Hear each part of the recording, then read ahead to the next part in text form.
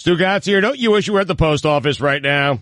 Teasing. Me neither. Running a business or keeping up with your schedule takes a lot, and sometimes there just aren't enough hours in the day. You've got more important things to do. Of course you do. That's why you need Stamps.com. Anything you could do at the post office, you could do at Stamps.com. I love them. Their on-demand postage means you could skip that trip to the post office. Stamps.com brings all the services of the U.S. Postal Service right to your computer. Whether you're a small office sending invoices, an online seller shipping out products, or even a warehouse sending thousands of packages a day, Stamps.com can handle it all with ease. And time isn't the only thing you'll be saving. With Stamps.com, you can get 5 cents off every first-class stamp and up to 40% off shipping rates. Right now, our listeners get a special offer that includes a 4-week trial plus free postage and a digital scale without any long-term commitment. Just go to Stamps.com, click on the microphone at the top of the home page, and type in Stu. That's Stamps.com. Click on the microphone at the top of the home page and type in Stu. That's Stamps.com. Use code Stu. The Dan Le Batard with Stugotz Show podcast is presented by Capital One. This is Banking Reimagined. This is the Dan Le Batard Show with the Stugotz podcast. The Tampa Bay Bucks have franchised Shaq Barrett. Yeah. Oh, there he is. Stugotz is there. I haven't been able to reach him all morning. I've been trying to reach him because this is the part of the zombie movie where people are scurrying around, bouncing into each other, and we are the radio, the one radio station that works, that gives them their information. We have very little sports news. This is not going to be our show today, but it is going to be a show. Stugotz has the dream scenario. I'm convinced that he created this pandemic so that he could work from home. I am hoping this goes very well, Dan. I am hoping we pull off somehow over the next couple of days some of our finest shows, and perhaps this will become a permanent thing. That's what I'm hoping here. I doubt that that's going to happen. We don't have any access to our normal library. Everyone is largely quarantined, although I've got too much going on in my life to handle it alone. So Mike is quarantined at my house. Stugotz is at his place. I'm at my place. I thought the degree of difficulty was going to be doing this show with no sports, but no access to our things is going to make it much harder, while the things happening around us are like the New York Times teaching us in a 20-second tutorial how to wash our hands. Mm-hmm. Stugotz has been, following sports all week and the little crumbs of sports that have come his way, and the gods sent us Iona. The gods sent us Rick Pitino is returning from Greece, Grease. He is returning from Greece to coach Iona, and I couldn't believe, Stugotz, I couldn't believe it, that the president of Iona, who we are trying to reach, used to be the president at Transylvania University. His name is Seamus, S-E-A-M-U-S, which is an 1800s name. Like, that is... so you saw that, and nothing surprising about that, right? Nothing surprising about Rick Pitino's always going to make his way back because somebody's always going to be desperate enough to go and grab a name to try and make their program relevant. And now Iona is more relevant than it's been because they went and got the character smeared guy and put him in charge of their program. And my guess is he'll make them pretty good. They're already good. I mean, Tim Clues, who was their head coach and had to step down because of health-related issues on Friday, they were already good. So, but Rick Pitino, now they have a chance to be great. No, Dan, it's the least surprising thing in the world that Iona. Now, it is kind of funny if you're going to look for any humor in any of this that, they did it under the cloud of the coronavirus, so no one would respond to it and react to it. The window was open. Hey, Rick Pitino, Iona, there it is. But Rick Pitino has been lobbying for a job to the NBA, to St. John's University, to big universities, ACC schools, and no one was willing to bite. And Iona was in a desperate situation because they lost their coach to health-related issues. And Rick Pitino is going to make them great. I just can't believe at Iona that college basketball and the winning of college basketball is more important than principles, morals, and all that stuff. At a place like Iona, they want to be that good at basketball that badly that they signed someone like Rick Pitino. It's amazing to me. But why? I mean, how is it surprising to you? We're always talking about the lack of purity in the games, and I don't understand if we're talking about the wiretaps proving that Creighton, under federal testimony, that Creighton was paying $100,000 per starter, that's what we're dealing with in college basketball. Why would you assign a purity to it? Pitino has been impure his entire coaching life. He's a professional mercenary. I guess just maybe it's Iona who, it's really, Iona cares that much about putting together a great basketball program that they're willing to kind of go the Rick Pitino route. I always thought if Rick Pitino came back, it would not be a place like Iona. It would be a place maybe a university that was once really, really good at basketball no longer is, and so therefore they are desperate and want to get back to their glory days, maybe someone like Georgetown or St. John's or someone like that, and I'm just surprised that Iona did it. But when you tell me that the former president of Transylvania University is now the president there, then it all ties together. Guys, what's the deal with fines? Because it's pronounced Seamus, even though it's not spelled with an SH. Are we still doing that? Are we waiving it because of current circumstances? And yes, I'm with you. I know how winded Dan sounds. That's just what it is with Dan. I had to climb up the stairs. There are 8 flights of stairs and my elevator still doesn't work. Why couldn't I find you this morning, Stugotz? Were you avoiding my calls? Were you actively? I'm sitting here and I'm saying to myself, this is a lot of change. This is going to be a situation where I don't have the comfort of our studios. I don't have the comfort of our producers. I don't have the comfort of all our unspoken language and rhythm and timing.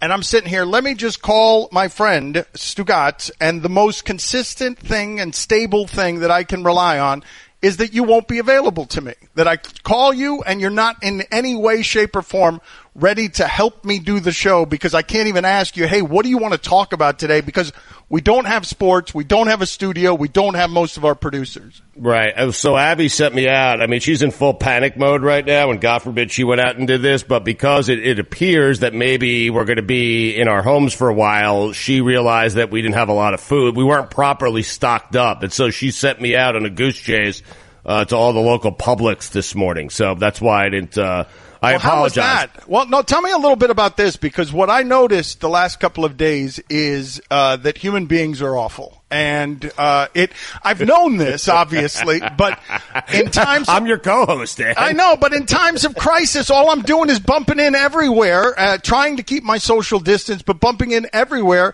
to people like you. Did you see what happened with the New York Times reported some dude bought 17,700 hand sanitizers, just cleaned out an entire state, and I don't understand, Stugotz, why you would do that. Yeah, it's unfortunate that the New York Times kind of called me out on it, too. Having a field day. No, but then that guy was totally shamed. He wasn't initially remorseful, but he was totally shamed. I'm sitting there. Yesterday, everyone's at the grocery store fighting over a jar of tomato sauce, and this one guy is wandering the aisles saying, I think we got to get in on Netflix. We got to buy Netflix now because we got to get stock in Netflix because everybody's going to be at home. What are the things we can buy? The profiteers and the people that are gouging on this, and then the selfish people. Stugotz, if you see what's happening outside of our studios on South Beach with spring break, where people are not social distancing, they're climbing on top of each other, partying. I believe that the coronavirus is the 10th deadliest thing that I can get just from what's happening beneath us on South Beach, because people are not really paying attention to this. You saw that there were a ton of people at Disney World yesterday. People aren't paying attention to what it is that they need to be doing in this circumstance, because they're shrugging their shoulders because Donovan Mitchell, who is tested positive, is going on Good Morning America, and he's saying, look, I walk around, I could play a 7-game series right now, no problem. Nobody would see that I have any symptoms. I don't feel any symptoms, but I've tested positive, and that's what's happening now, and people are being hugely irresponsible. As you see, that our numbers are now comparable to Italy, which Italy, on a pace that Italy was on before it had to shut down. Dan, it's I tried to, because I know a lot of people are criticizing young people, college kids, high school kids for going out, spring break, partying and all that. And yes, you could call it selfish because young people, you can get it too, and you can pass it on to your parent. You can pass it on to anyone. You can pass it on to your parents. You can pass it on to your grandparents. You can pass it on to a complete stranger. But I'm trying to put myself in their shoes back when I was 18, 19, 20 years old and thinking to myself, would I self-quarantine? Would I be doing the right thing at that stage in my life? And so I understand, but I think they're being unfairly criticized. I don't know if I would stay spring break. I don't know if I'd stay in. I don't know if I'd go out. I don't know if I'd go on. You at 20 years old isn't the barometer. You at 46-year-old isn't the barometer. You can't be the barometer on the moral way that people should behave on behalf of others. Selfishness is not one of your traits. No, I know, but college kids, they're only thinking about the now and themselves, and this is my last spring break or my first spring break, and I don't care, and I'm immune to this. I kind of see why college kids would kind of act the way they're acting. It doesn't make it okay. It doesn't. Why are you excusing the stupidity of college kids? Well, because that's the group that's getting widely criticized by adults. And so, listen, I'd like to think eventually I'd end up doing the right thing, that my parents would call me and say, hey, get the hell inside. But I do think early on they were being unfairly criticized. So hopefully, are you telling me this is still going on? It was going on last night down on South Beach? Yes, it was going on I've got 2 cruise ships outside of my home. Your personal ones. My personal cruise ships are just going in circles out there for the last 48 hours. They don't have anywhere to dock. They're just 2 cruise ships that have been outside in the water for 48 hours, as right in front of them, the beach is teeming with people getting arrested by police. The social distancing isn't available to the police officers who have to grab people and arrest them. It seems like a zombie movie outside. It really does. Yeah, I imagine, I thought walking over here yesterday, dropping off this Comrex unit, I thought I was going to walk past a sprinting Will Smith that was going somewhere to save all of us. This is a truly disgusting sonic experience, this show. Because we're wearing headsets, and I can hear every sound that is coming from your body right now, including the sweat that is dripping onto the microphone. This is gross. It is, and unhealthy. ESPN Radio is presented by Progressive Insurance. All guests on the Dan Le Batard Show appear via the Shell Pennzoil Performance Line. Pennzoil synthetic motor oils are made from natural gas. It gives you unbeatable engine protection. The proof is in the Pennzoil, based on Sequence 4A wear test using SAE 5W-30. Potential strap-it-on situation here, Dan. Here's your SportsCenter update. The NFL has sent a memo to its team saying that the new league year will start on time. The league wanted to move back the start date, but the Players Association would not provide consent, saying deals can be made remotely. The NBA has sent a memo to all teams saying that their players can leave their team's home city during the league's hiatus under certain circumstances. Practices remained banned indefinitely. NBA owners and executives are preparing for a mid to late June return to play. And finally, in the late 1990s, neuroscientist Jack Panksepp discovered that rats emitted a unique ultrasonic vocalization while playing or anticipating the opportunity to play with other rats. These chirps seem to indicate a positive emotional state. What's more, there was another context in which rats emitted the chirps. Rats laugh when they were subjected to playful, administrated, manual, oh boy, somatosensory stimulation. I mean, go to hell, Mike. In everyday language, rats laugh when they were tickled by the experimenters. In fact, rats emitted more laughter when being tickled by people than during any other activity. Where do you need a Blink security camera? On your porch to help protect deliveries? Helping keep your family safe when you travel? How about alerting you when kids get home from school? Where do you need Blink security cameras? Visit BlinkProtect.com/Dan. For all the latest headlines and information, tune in to SportsCenter on ESPN Radio all throughout the day. So under the very best of circumstances, like optimal conditions, we're a total bleep show. Mike Ryan is the producer and governor of a total bleep show, and yet somehow still a perfectionist. So the last 2 segments have been an unmitigated disaster, and we're going to stumble around all week figuring out how to do this, and hopefully you're patient with us. Hopefully it's funnier when we mess up than when we're actually capable. but Mike Ryan is getting upset and bothered by the smallest little hiccups, the smallest little things. For example, Mike, twice, Stugotz, we've come back from break and the music has been a hiccup loud when you start reading.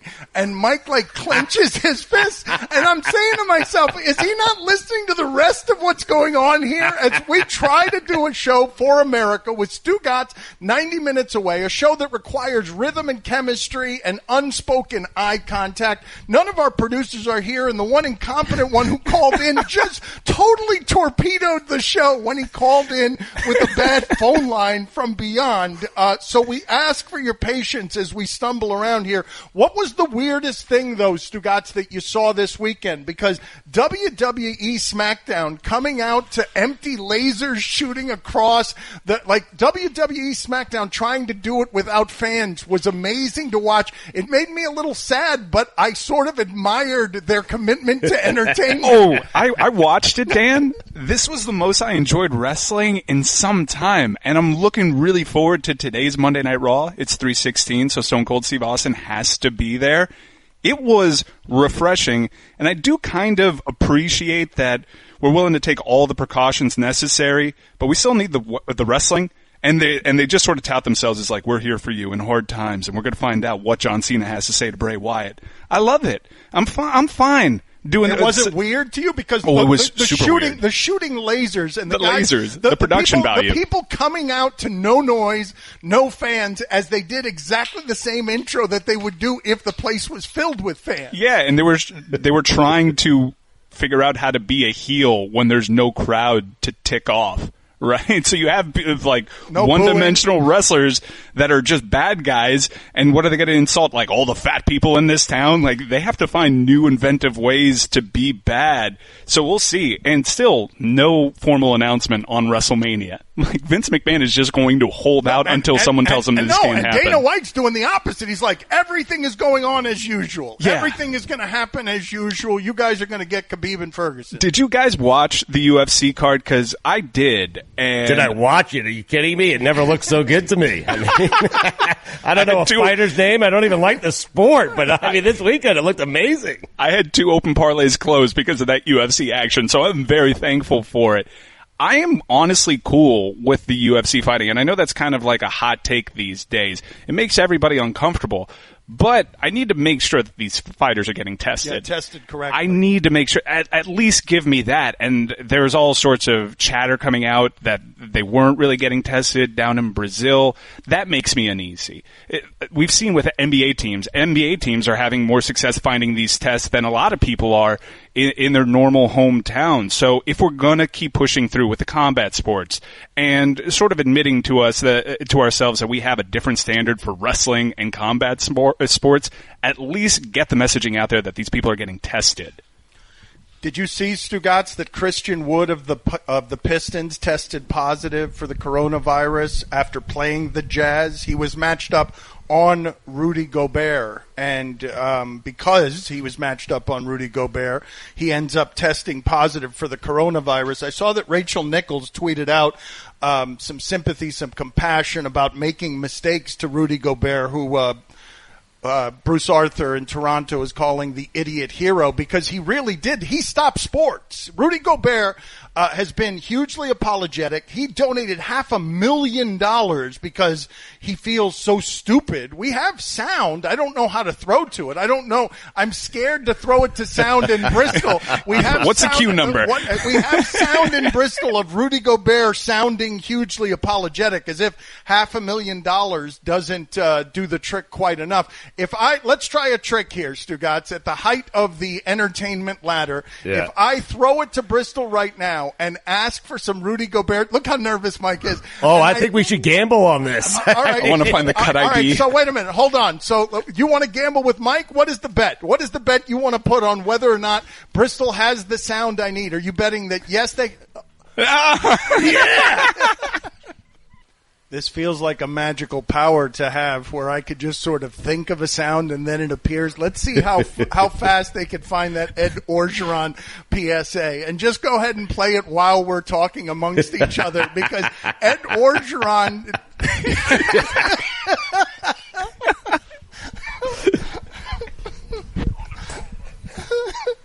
Do you believe in miracles? Yes. Was that your dog, Stugotz? Yeah, that's Finny. That's my dog Finnegan. Yeah. I'm wondering if we have this power with any sound. You just mentioned the Al Michaels call. Like, if Dan just starts asking for the Al Michaels call. There's no way they can find that. If you have it, just interrupt the show as it goes. Way. This is an amazing power. At any point that you guys have that sound of Al Michaels calling the 1980 Olympic miracle on ice, feel free to just throw it into the broadcast. I'll give you a couple of seconds here filibustering about what my point was last segment. Yes, before. I like the challenge. And then after that, David Blatt breaking down the Goosebumps, man. Oh, Stugotz, you should do it. Play David. Everybody in Bristol, play David Blatt sound breaking down the Game 2 of the NBA Finals. Oh, come on. You're doing the degree of difficulty too hard. Perfectionist Mike. Stugotz, Perfectionist Mike just dropped his head into his hands because we just played the show open. Forgive us. Geez. We're a stumbling mess. Chris Mortensen's going to join us in about 90 seconds. Go ahead, Stugotz. All right, Mike, calm down, man. I mean, crazy time. We're quarantined, man. I mean, what's the matter with you? ESPN Radio is presented. There's a lot going on in the NFL. My God. ESPN Radio is presented by Progressive Insurance. Progressive's Home Quote Explorer gives you multiple quote options so you can pick what's right for you. See for yourself today at Progressive.com. Chris Mortensen, our friend, going to join us here in just a second on the Shell Pennzoil Performance Line. Here's your SportsCenter update. NCAA President Mark Emmert has took to citing Rudy Gobert's positive test for the coronavirus as the reason why the NCAA basketball tournament was canceled, calling it, quote, an exclamation point. The Jaguars have agreed to trade defensive end Calais Campbell to the Ravens for a 5th-round pick in the upcoming NFL draft. Sneaky good move there by the Ravens. And finally, researchers found that roughly 1 in every 10,000 chickens, oh boy, in Gyrandromorphorus, meaning they hatch half male and half female. Did I say that right, Mike? I don't know. Just keep it moving. All right, Wendy's has breakfast now. Did I say that right? Yes. We're talking fresh cracked eggs on every breakfast sandwich. Yep, it's going to be America's favorite breakfast. Download the Wendy's app for deals on your new favorite breakfast. Yep, for this. See you at Wendy's in the morning, available at participating U.S. Wendy's. For all the latest headlines and information, tune in to SportsCenter on ESPN Radio all throughout the day. We're an hour in, and Mike Ryan is like Jack and the Outsider, drinking straight from the Jack Daniels bottle. Chris Mortensen joins us now on ESPN Radio. We've got 10 years of labor peace. Thank you, Mort, as always, for coming by here and bringing your credibility to a situation that doesn't have any credibility in this 10-1 slot Eastern. But can you help us understand what happened here with this close vote? This close vote, did NFL owners successfully divide the players between the haves and the have-nots? Did the short-sighted just vote for 10 years of labor peace and kind of do something that a lot of the rich guys were saying they shouldn't do? I think after the experience in 2011 during the lockout, even though many of these players who are in the league today were not part of that, I think that's when the owners shoved a deal down the throat and divided the players. If you remember, the players actually got together a so-called war chest of money, and the union did too, only to determine that if you actually did the math, it wasn't going to work unless you were willing to sit out a lengthy amount of time. I think the reason the vote was so close was simple: 17 games. And there were players who just on principle alone, no matter how good this deal is, and there's a lot of nice ornaments in this deal for the players, and they're just not decorative. There's real money there, and maybe they'll create a middle class, which they currently lack in the NFL. But when you had the voices like J.J. Watt and Aaron Rodgers speak out right away, Richard Sherman, big-name guys who certainly have respect, and I know Stugotz is big with J.J. Watt, so I think a lot of those players, I think there were players who immediately said, well, they're voting no, I'm voting no, which is why you heard that scramble like, well, wait a minute, can we change the vote? And the union's executive board said no. So I don't think they divided the players. I think, but if you actually look at this deal, the owners wanted this deal and gave I think more than they normally would give, more than they would give next year, because they want to get the TV media rights deal done now. Because this coming fall, of course, we don't know what the coronavirus, COVID-19, is going to do to any type of negotiation. But certainly at the time the owners voted for it, there were things they didn't like about this deal, but they knew they wanted to get the media and the TV rights done, because they're going to kill it with the TV deals and the streaming rights deal. And for them to do it, they needed the CBA. So they gave players things that I don't think they would have given them next year. Mort, how is it? Do you have an explanation for how 500 of the current players in the NFL did not vote on the proposed CBA? That has to infuriate DeMaurice Smith and most of the players, no?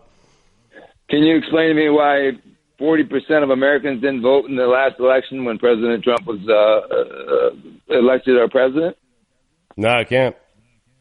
Okay, so listen.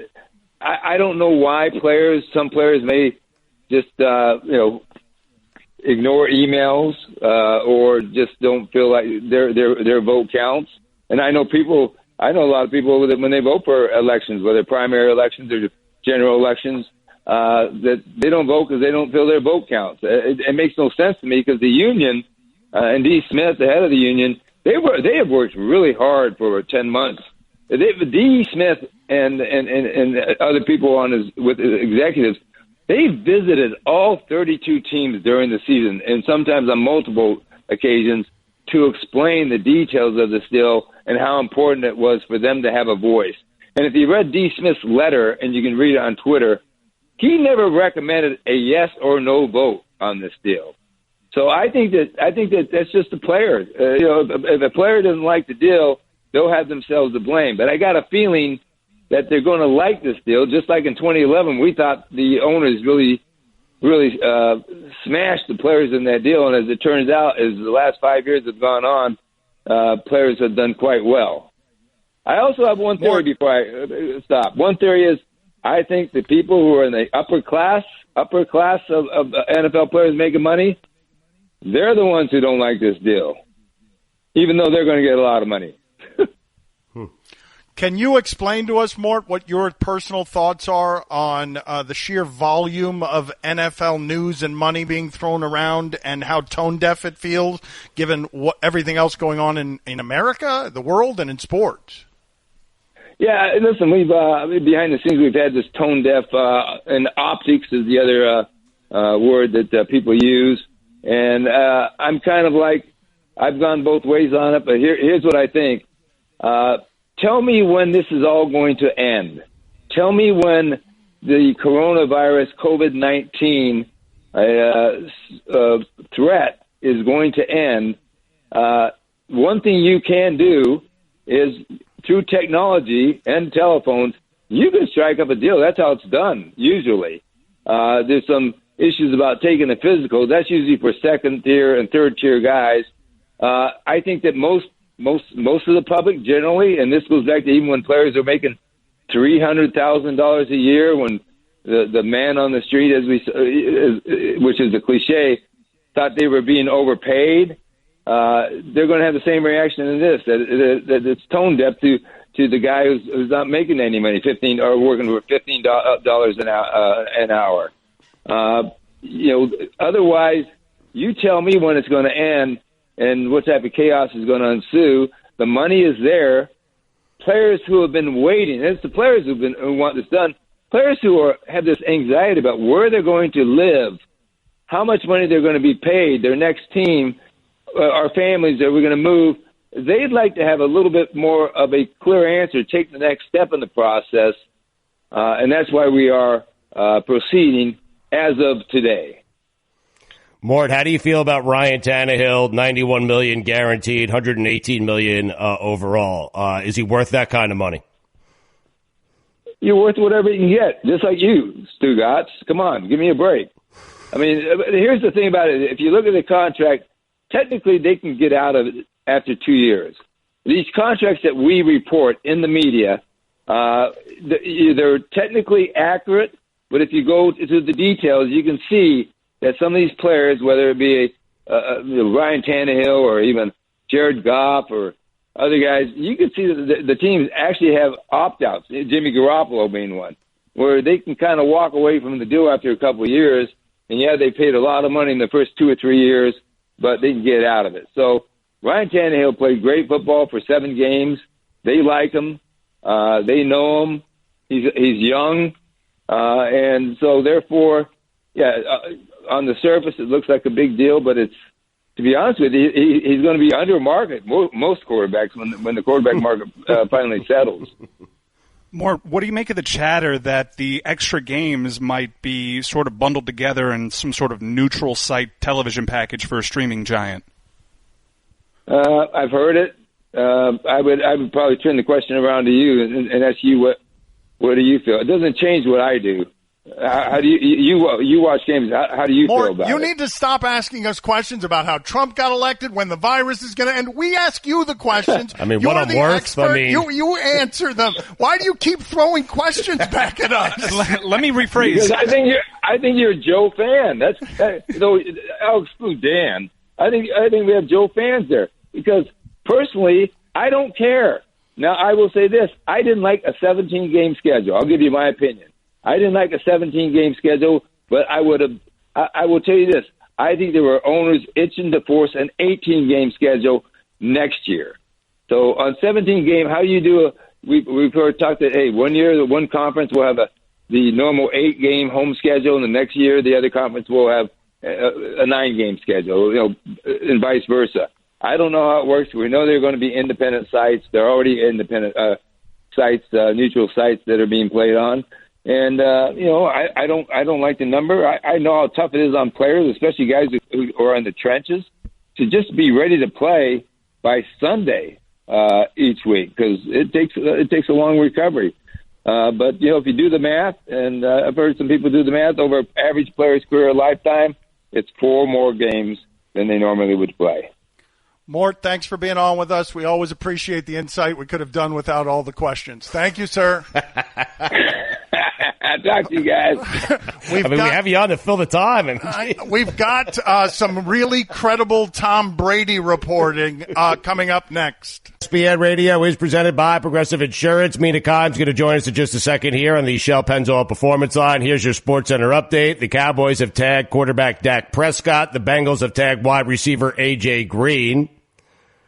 The Jaguars have agreed to trade defensive end Calais Campbell to the Ravens for a 5th-round pick in the upcoming NFL Draft. And finally, the human body contains about 0.2 milligrams of gold, mostly in our blood. Speaking of which, the Earth is running low of the metal. There's less than 15 years of easily mineable gold left on the planet. Here's the SelectQuote difference. Most companies give you one option, one policy, one rate, but SelectQuote shops and could get you up to 10 options from highly rated life insurance companies for a free personalized quote. Call 800-780-1010 or go to SelectQuote.com today. For all the latest headlines and information, tune in to SportsCenter on ESPN Radio all throughout the day. Weirdly, as sports shut down all over America, our show has been extra sportsy today. Bear with us as we try to find our footing here over the next couple of days because we're doing the show in an unusual way. Me and Mike are at my home quarantined. Stugotz is at his home with his dog Finnegan, and Mina Kimes joins us now with her dog Lenny. So we want to talk some football with Mina. The DeAndre Hopkins news or rumors that he might be traded, where's that coming from? There's always been a little bit of smoke around him. I think it kind of dates back to the McNair days and the protests. As you remember, he was kind of outspoken about not being happy with how things were being handled there. But because he's so good and obviously it signed a giant long-term extension, nobody really made anything of it. This seems like that. I can't be... The Texans are ostensibly... Oh, Lenny just walked in he just opened the door on his own. Not interested in Lenny's meandering. Just give us the DeAndre I didn't know he could do that. Not interested. I'm so proud of him. Anyway, I think the reason it never made any sense is because Houston, against the all-odds, I suppose. They contend every year. They're the team you forget made the playoffs and actually wins games sometimes. So it doesn't really make any sense. It only makes sense, I think, in the context of that smoke and perhaps some dissatisfaction on his part. Because from a team perspective, it doesn't make any sense. Mina, what's the move here, either over the weekend or today? And there's been a lot of them. What's the move here that surprised you the most? Well, I didn't love the Tannehill deal, but that didn't surprise me. The Calais Campbell trade was dumb for the Jaguars, but they're in full teardown mode. I think what I've found fascinating is a lack of a market for Tom Brady. And I suppose, Dan, we've been on Highly Questionable, and every day we have to answer a different question about a new team being linked to Brady. And every day I've said, I don't know why this team would want Tom Brady, right? And then the Patriots fans get really upset, but it's like cognitive dissonance, because on one hand, they're like, how dare you insult Tom Brady? Wow, that was a really bad New England accent. How dare you? What is that? Yeah, I don't know what that's a foreign I was trying to do like a Boston. That's not even Boston, though. That's another country you just did. He's a wicked good. No, it's getting worse. It's getting worse. You're losing confidence. So there you go. So the Pats fans are like, how dare you? That was getting closer, I think. Liam Neeson and taken. That was taken. How dare you insult the Tom Brady? Oh, my God. How is it that you've gotten progressively worse at this impersonation? You were Liam Neeson last time, and now you're just a full-on Brit. I don't know. So anyways, on one hand, they're upset with you for insulting Tom Brady, but on the other hand, they didn't want him to leave. But most of the teams being linked with him really made no sense for him. And so I think it's been interesting to see his market so rapidly dry up, right? Because you lost Tennessee, San Francisco went off the board. Not only did you lose Tennessee, you got Diana Rossini reporting they were never interested. It was only some light conversation at most. And we are, like, he's running out of options. Like, his free agency has rapidly turned into a party of one. How does Derrick Henry feel seeing what Ryan Tannehill just signed for as he got franchised? And I've seen you say Tannehill was really good last year. We make fun of him for not throwing during the playoffs very much, but he was good in play action, not in play action. He was good against pressure. He was good on the long ball. He was good at everything last year. Yeah. He was wicked good. Oh, God. Oh, for the love of God.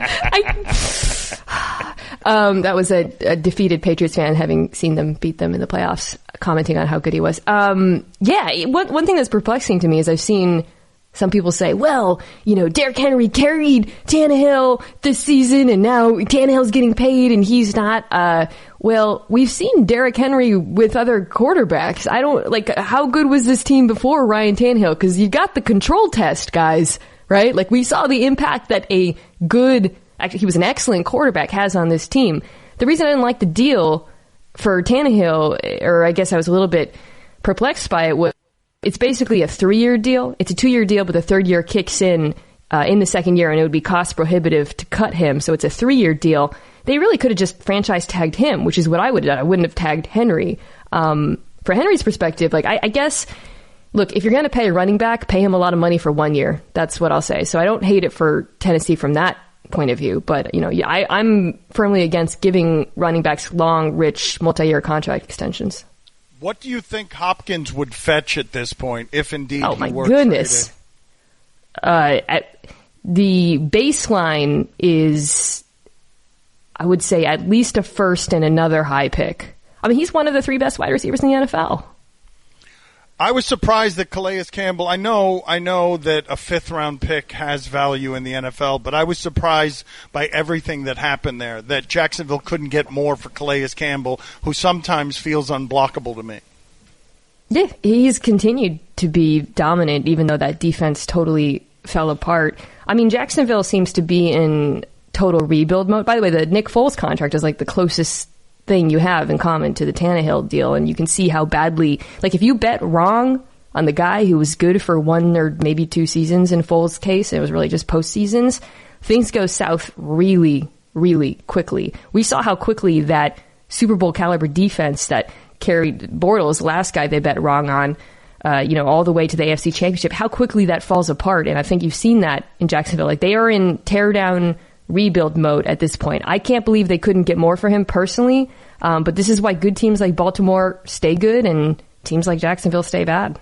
Mina, are you comfortable with the NFL going about its normal business while all this is going on, while I'm doing a show in my office, Dan and Mike are in his apartment in South Beach, everyone's quarantined, staying home? The NFL just announced the draft will go on as scheduled, no crowds, and they're obviously going on, moving forward with their season with no pauses. Are you surprised by that, turned off by it? I think it's fine. I saw some tweets criticizing, like, wow, dare free agency continue, the optics of it. And I was kind of confused by that, right? Like, this isn't about, like, the big money contracts. I don't think anyone's this feels like a bit of a straw man to me. Like, I don't think anyone is actually upset by that now. People are upset by, like, other people defying public health guidelines. And as long as the NFL doesn't do that, it doesn't bother me that they're going to hold the draft remotely or proceed with free agency. I mean, do you guys disagree? I do not disagree with you, but I do see that a lot of people appear to be agitated by it, but it also does feel like what you're saying is straw man. I don't think that a lot of people who are in suffering, or all these people who are complaining about, hey, pay the little people at the arenas, the billionaires should be doing it instead of people like Zion Williamson, I don't feel like they're actually mad. I feel like they just see a lot of money changing hands, and their life has been turned upside down, so why isn't everybody's? Well, and by the way, and look, a lot of the last week or so has reminded me of, back in 2008, I was covering the financial crisis. And as much as we're also worried about public health right now and actually taking this thing seriously from that perspective, there's this simultaneous concern about these businesses, right? Because there's going to be stimulus, there's going to need to be for some industries in particular. As much as major American industries can proceed normally and continue to make money, that's good for everyone. Okay. It's not like, if we can stop aspects of this economy from grinding to a halt, that's a positive thing for those little people and for everyone else. So I am fully on board with business as usual, as long as it doesn't endanger people. Does Tom Brady to the Dolphins or the Bucks make any sense to you whatsoever? Oh my God, I love this so much. Okay, I'm so glad we're talking about this. I have really enjoyed this Tom Brady story over the last few days, right? Because when he first started testing free agency or dipping his toe into the water with like the Hulu ad and all of that, it felt to me, and I think I said this on one of our shows, Dan, like it seemed like a guy who had just gotten out of a relationship for like 20 years, it is 20 years in his case, and was, super excited to be single, like learning about all the new apps out there to date, and he's texting all of his bros like Drew Brees. He's like, hey, we're finally doing this, right? And Brees is like, nah, man, I got a good thing. You're out, go to the clubs. And then he goes out, and it's like really bleak. Anyone who's ever been like in a relationship for a long time and then goes out for the first time and they realize, oh wait, this wasn't what I thought at all. This is really awful. And he goes out and he wakes up and he rolls over and it's the Bucks. That's where we are right now with Tom Brady. And I just love it so much. I think it's so funny. Today is for doing, and today we acknowledge the new collective bargaining agreement. We do. The National Football League Players Association held their full member vote and agreed to the NFL's proposed CBA in a close vote, where the yeses defeated the noes by 60. It was written here as the A's defeated the nays by 60. Who writes like that, Roy? Fine. $2. All right. Who writes like that, though, Dan? Seriously, you don't even write like that. A's and nays. What does that mean? With that, the NFL regular season will expand to 17 games as early as the 2021 season, and expanded playoff field from 12 to 14 teams as soon as this coming season. Higher minimum salaries, improvements to benefits for current and retired players, expanded rosters and practice squads, and changes to the drug and discipline policies going into effect this coming season. The players' share in the league's revenue goes up from 47% to 48% in 2021 and to at least 48.5% when the league officially starts its 17-game season. The deal runs through 2030. Listen, all I care about is we have football uninterrupted for the next decade. Today is for doing, and it's brought to you by the Home Depot with everything you need to do projects smarter, faster, and easier. Welcome to today's Home Depot, how doers get more done.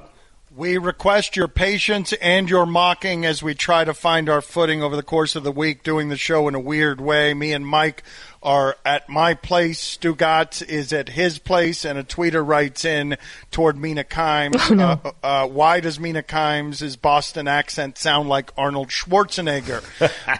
Now, speaking of Schwarzenegger, I thought Ed Orgeron's PSA was the best I'd seen on the coronavirus, but Schwarzenegger in his kitchen with his pony whiskey and his donkey Lulu, that was some quality PSAing. Did you watch, Mina, did you watch any Westworld last night?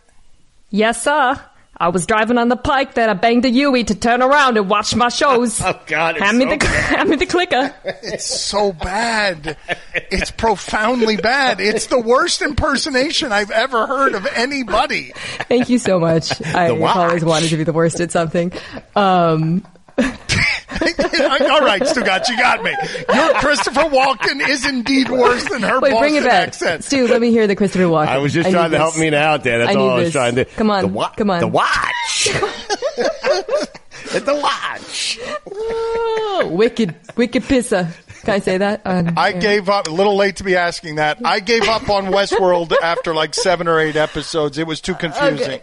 Marshawn Lynch is in it now. So, okay, I'll give you the 15-second recap, not in a normal accent. Basically, season 2, which I read many recaps and watched many videos of to try to remember what happened. I forgot all of it. It becomes rapidly clear that we don't know who's a human and who's a robot, and the whole park was built so that some rich guys could try to figure out immortality. Not that far off from the truth. Yada, yada, yada. Season 3, which debuted last night, takes place in the real world, or does it? That's my theory, that this whole, now it's in the real world, it's very Blade Runner, and a couple of the hosts, the robots, escaped, but I'm on to them now, and I'm thinking maybe the real world is a simulation, and maybe we've been in a simulation all along. Mina, did the show, obviously it didn't lose you in the second season. I really liked the first, I really like the show the first season. Please stop. I thought Ed Harris was excellent in it, but I gave the second season a few episodes, and it just wasn't hitting with me. And I just wish that we went back to this whole Westworld, its namesake. I lost interest. Should I get back into it? Did the second season ever pick up, or is this a lost cause? Well, I would say the standards for all binge watching are pretty low right now. So, by the way, Dan, Ozark comes back March 27. Weekly recap, you and me? Huh? I'm looking forward to the return. Jason Bateman's making some really good decisions. Oh, love Jason Bateman. I love Ozark. I'm excited for that one to come back. But to answer your question, Mike, I didn't understand what was happening 99% of the time in season 2, and I still kind of enjoyed it anyways. I can't really explain that. I would say you should get back on it for this season, because this season does feel a little bit more straightforward, kind of like a futuristic show. I mean, there's a lot of cool stuff. Like, you guys watch Black Mirror? This season feels a little bit like Black Mirror. There's a lot of sort of playing with ideas that feel sort of realistic now. Like, for example, there's an Uber for crime concept where Aaron Paul from Breaking Bad is a new character this season. He is ostensibly a human, and every night, and this is how he meets up with Marshawn Lynch, he signs on to like a decentralized blockchain-driven app where criminals can just get together and commit small, like petty crimes together and get paid using probably Bitcoin or something. It's pretty interesting. If Westworld is too complicated for you and Pablo Torre, like Stugotz, how did you experience Westworld? I watched 3 episodes. If I'm confused that early into a series, I stop watching you. That's how it works. That is, you cut the cord clean to make time for other things. Yeah, I think Stugotz has that right, Mina. I think you're chasing something there that needs to be let go of. I think that all of it's too confusing. We got to get out of here. Domonique Foxworth is going to join us next. Thank you, Mina, for making the time. Bye. Oh, for the love of God, it's so bad. It's unspeakably bad. I don't understand why you would keep going to something that's Get that lost, bad. shout ahead. Domonique Foxworth joins us next. See you on the Packy. PN Radio is presented by Progressive Insurance. Whoever's controlling the music up there in Bristol, well done. All guests on the Dan Le Batard Show appear via the Shell Pennzoil Performance Line. Domonique Foxworth going to join us there in just a minute. Here's your SportsCenter update. The Titans have agreed on a 4-year deal with Ryan Tannehill that will pay up to $118 million, $62 million of which is fully guaranteed. Patriot safety Devin McCourty agreed to a 2-year deal with the Pats worth $23 million. His twin brother Jason had his team option picked up by the team last week. And finally, a population of Falcons is called a cast. SportsCenter brought to you by Advance Auto Parts. Think ahead, think advance. At any time, 1 in 4 batteries is about to fail. Get a free battery test and free installation with any automotive battery purchase only at Advance Auto Parts. For all the latest headlines and information, tune in to SportsCenter on ESPN Radio all throughout the day.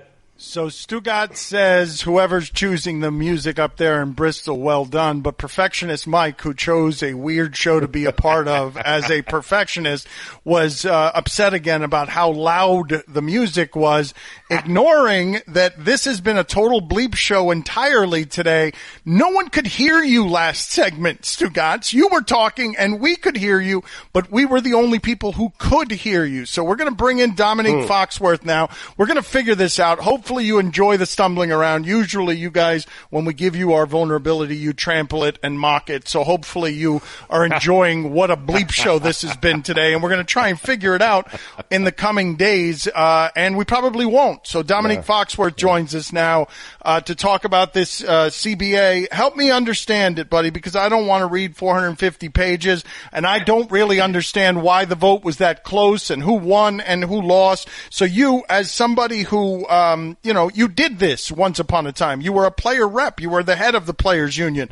What did you make of what happened here? You've been arguing that the union should decertify because they shouldn't give the next 10 years to the NFL owners under this agreement. So what do you make of what the news was yesterday? Well, I mean, I understand why we ended up where we did. I think we talked about this in the past, how the kind of power dynamics is just not fair necessarily for the owners versus the players. So we ended up here, and I don't think this deal at the end of the day was bad. They ended up in a climate where the last decade plus all the major sports have been giving back percentages of revenue to the league side. This is the first time in a decade plus that any side has been able to take some of that revenue back. The cost in this case was an extra game, and I don't think it's fair of any of us who aren't going out there to play to be able to say whether that cost is enough or too much or too little. So that's the way that I look at it. So if those guys are happy with it, then they should be happy. But the problem is it seems like at least half of them are not happy with it. And from the guys I've talked to on the executive committee and refs that I've talked to, it's not necessarily the contents of the deal that makes them mad. It's the circumstances in which they came to the deal. So many of them felt like it was kind of thrown on their lap in the last minute, and it was kind of created this air of like immediacy that wasn't necessary. So when we went through our negotiations, there was some immediacy. If we didn't sign a deal the day we did, we would have missed at least 4 regular season games.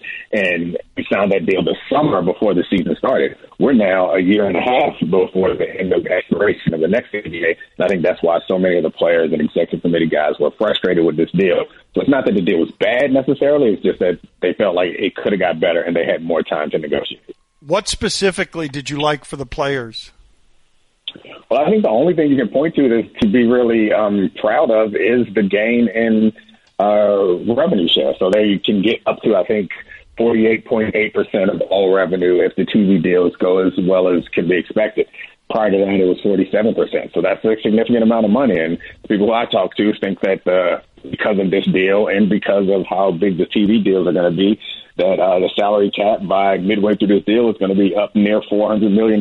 Right now, it's around $200 million. So that's an astronomical leap. So the deals that we're going to see, the quarterback contracts that we're going to be seeing in mid-2025 or 2026 are going to be bananas. And I think that's what you can point to and be happy about. I think understanding that adding a 17th game, like there's no amount of practice that you can take off or no amount of players that you can add to a roster that's going to make a 17th game neutral from how much intensity is kind of put on the guys' bodies before.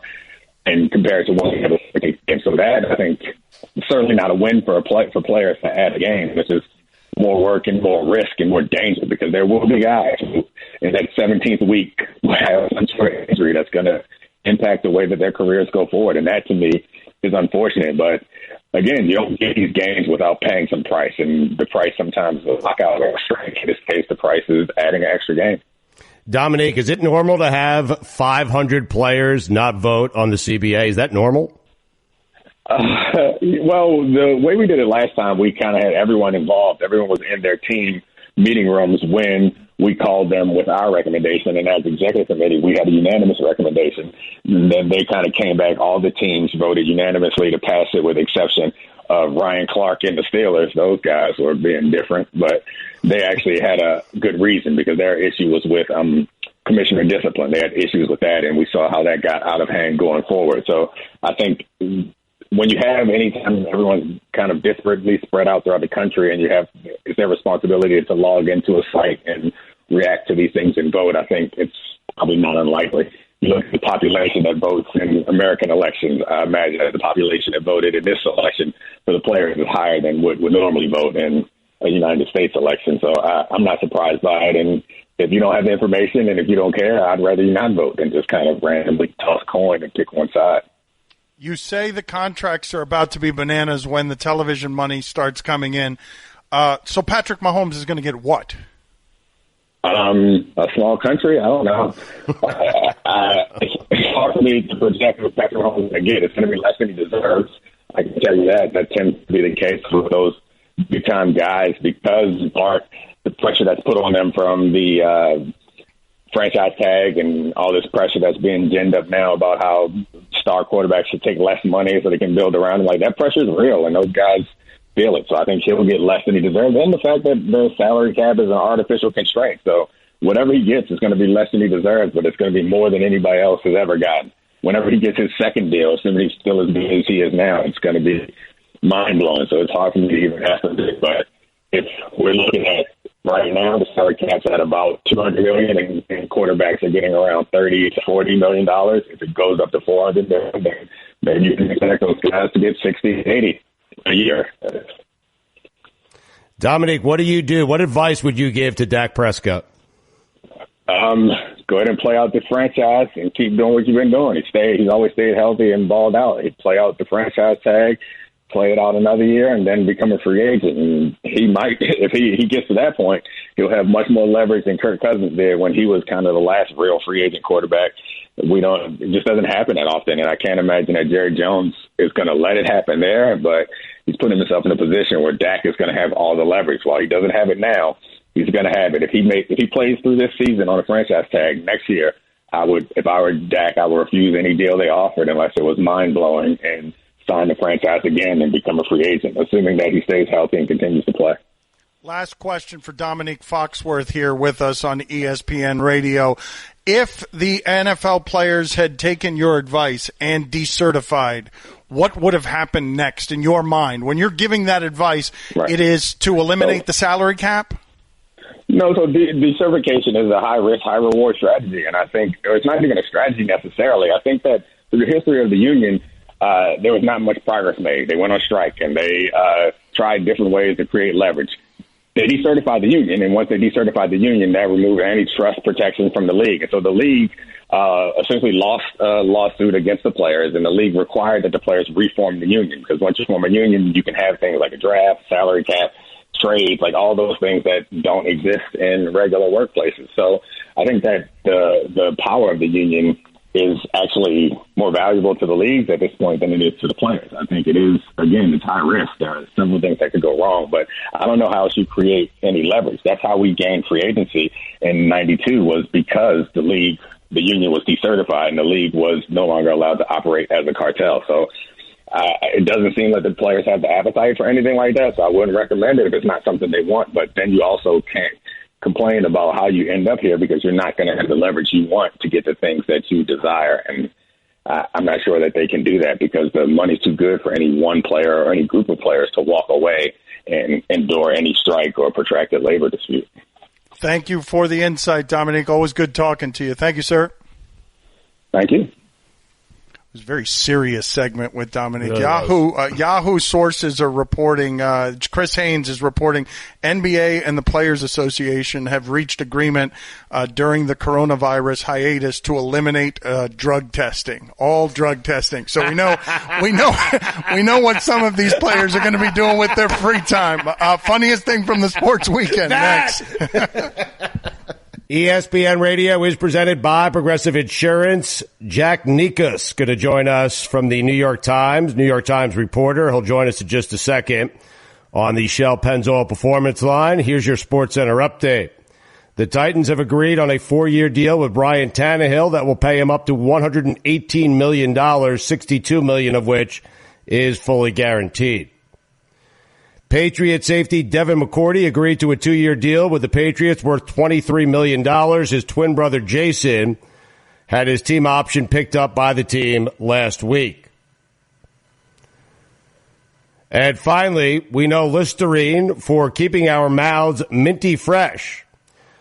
But it has been sold as a surgical disinfect, a cure for dandruff, a floor cleaner, a hair tonic, a deodorant, and as a beneficial remedy for diseases ranging from diphtheria and dysentery, Jesus, Mike, to smallpox and gonorrhea. Dysentery. Whatever. It's Listerine. Makes my mouth minty fresh. Take advantage of Casper's end-of-season clearance sale with savings up to 20%. Get the mattress of your dreams at Casper.com now through March 23rd. Your mouth is never minty fresh. Your mouth tastes like dysentery. That's a good, fair point. Minty fresh. Maybe menthol fresh. Have you ever, you put Listerine in your mouth and gargle it for 30 seconds, your eyes start to water. I feel like they're going to come out of my head. I mean... Anyway, see Casper.com/terms. So we're doing an uneven show today, and we thank you for your patience. You've actually been very nice to us because you understand. Yes, because they understand that we're doing this under difficult circumstances. But Jack Nicas is a New York Times reporter. And before I get to the meat of what his story was, Jack, thank you for joining us. Can you please tell us whether or not you've had a story ever in your career that has gotten the reaction that this one's gotten? No, I've been a journalist for 12, 13 years, and this story by far got the most intense reaction of my career. So tell the people, for those who don't know, exactly what it is that you were reporting, and I've got some follow-up questions about the how and why you decided to report it. Sure. So basically, probably many of your listeners saw this story because it went so insanely viral this weekend, but I wrote about two brothers, Matt and Noah Colvin, in Tennessee, who, when they realized the panic over the coronavirus in early March, they went out on a 1,300-mile road trip and filled a U-Haul truck with thousands of bottles of hand sanitizer and thousands of packs of antibacterial wipes across Tennessee and Kentucky. And Matt Colvin also ordered pallets of even more wipes and sanitizers to his home, and then they started selling these sanitizer and wipes for significant markups on Amazon. Some of the hand sanitizer bottles were going for between $8 and $70 each. And then Amazon pulled his items, his listings, and a bunch of other Amazon sellers' listings, and basically suspended some of them and warned many of the others that if they kept price gouging, they'd be kicked off the platform. That, as a result, when I wrote about him, on Saturday, basically while millions of people around the world were searching in vain for hand sanitizer, Mr. Colvin, he was sitting on 17,700 bottles of hand sanitizer, and he didn't really know where he was going to sell them. And so that story alone set off basically national outrage over this situation. So explain to me how the story landed with you and why it is that they were so willing to share it with you. They must not have thought they were doing anything wrong. They just thought they were partaking in capitalism. Indeed, they were. But I'll go back to, I cover Silicon Valley for the New York Times. I'm based in San Francisco. And when a story like this, like the coronavirus happens, you want to look for interesting angles. It's usually that intersects with your beat. And so, given that I cover Silicon Valley and technology, I realized that price gouging on Amazon and eBay was becoming a serious issue. But I wanted to tell the human story of that. So I started looking for the people who were actually doing the price gouging. And so I found a bunch of them in a Facebook group that was basically called Amazon Sellers Dealing with Coronavirus Issues. And I just started messaging a bunch of them and talked to, I think 8 of them, 9 of them, and just heard their stories and kept looking for the best story. And eventually I came upon Matt Colvin. And, he was willing to talk on the record in part because he felt like Amazon had done him wrong, and actually had done the public wrong, because he was sitting on all this hand sanitizer and trying to distribute it. He wanted to sell it, and Amazon was not letting him, basically. Who was the second best gouger that you found? Well, we also quote a guy named Chris Anderson in the story who is these people are basically full-time Amazon sellers. They do what's called retail arbitrage. They basically go around to Walmart, Lowe's. They look for hard-to-find items, discounted items, like limited-run cereals, hot toys, anything like that, anything that they can sell for a markup on Amazon. So these people are professionals. This is what they do. And I think that's in part why they were blinded by the reaction, because this is what they do every day in and day out. This guy went around and bought about 10,000 face masks, the N95 masks that the doctors are wearing. And he said he used coupons to buy packs of 10s of these masks for around $15 each. And he was reselling them for $40 to $50. He made a $25,000 profit. I spoke to another guy, Eric, who was a truck driver in Ohio. He also made a bunch of stops at stores around his state, collected about 10,000 masks. He bought the masks for about 10 packs for $20 each, and he was selling most of them for $80 each, and some of them for $125 each. The quote I put in the story from him was, even at $125 a box, they were selling almost instantly, he said. Quote, it was mind-blowing as far as what you could charge. And he estimates he made about $35,000 to $40,000 profit off that.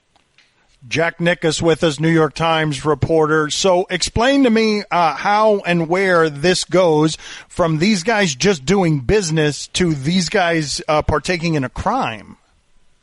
Sure. So after we published our story, it went insanely viral. It rocketed across the internet.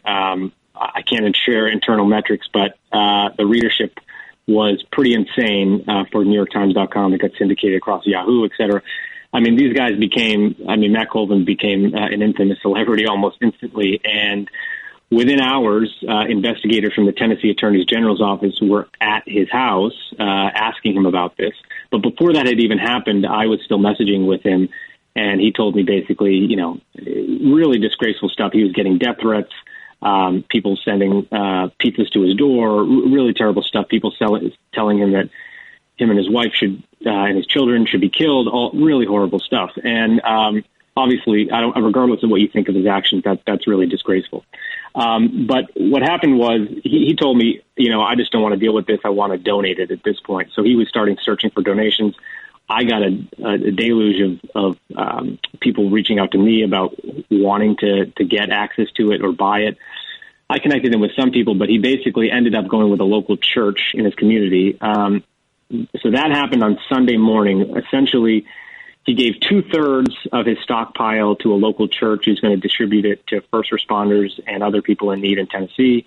The other third, the Tennessee Attorney General office took, and they're going to give it to Kentucky because he bought some of the hand sanitizer there. But he's now facing an investigation from the Tennessee Attorney General's office. And they have a price gouging law that kicks in when the governor declares an emergency, which he has. And then under that law, it would be $1,000 per violation of the law. And so how many violations would they be guilty of? Well, that's going to be up to a legal case here, but he says he sold 300 bottles before Amazon kicked him off, so that's $300,000 potentially. There is actually potentially some good news in the language of the law, and that is the law only kicks in after the governor declares an emergency. The governor declared an emergency on Thursday of last week.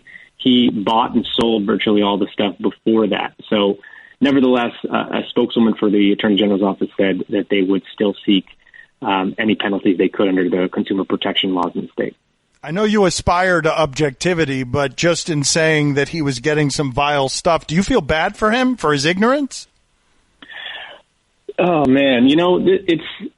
Listen, we journalists are humans, and we absolutely aspire for objectivity. And if you read my original story, we didn't pull any punches, but at the same time, we just tried to really write the facts and let people judge for themselves as they did.